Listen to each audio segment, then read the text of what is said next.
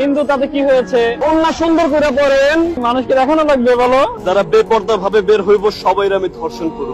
ভয় পান কেন? সাভার উপজেলার বিভিন্ন স্থানে এক যুবক নারীদের প্রতি বিদ্বেষপূর্ণ আচরণ করছে বলে অভিযোগ উঠেছে।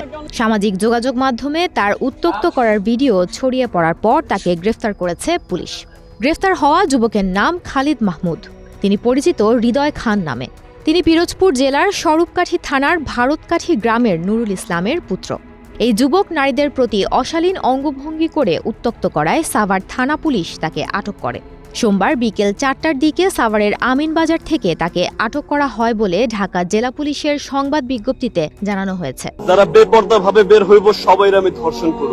সংবাদ বিজ্ঞপ্তিতে বলা হয়েছে, একটি ফেসবুক পেজে খালিদ মাহমুদ হৃদয় খানকে দেখা যায় পাগলের বেশ ধারণ করে বিভিন্ন মেয়েদের হিজাব ছাড়া বের না হওয়ার জন্য তাদের প্রতি অশালীন মন্তব্য করছে।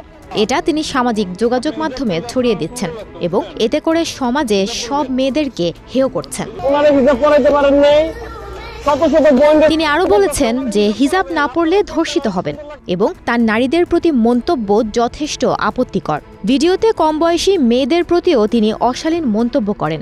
বিশেষ করে যে ভিডিওটি সামাজিক যোগাযোগ মাধ্যমে ছড়িয়ে দিয়েছে সেখানে উপস্থিত মেয়ে দুটি হিন্দু ধর্মের বলতে শোনা যায়।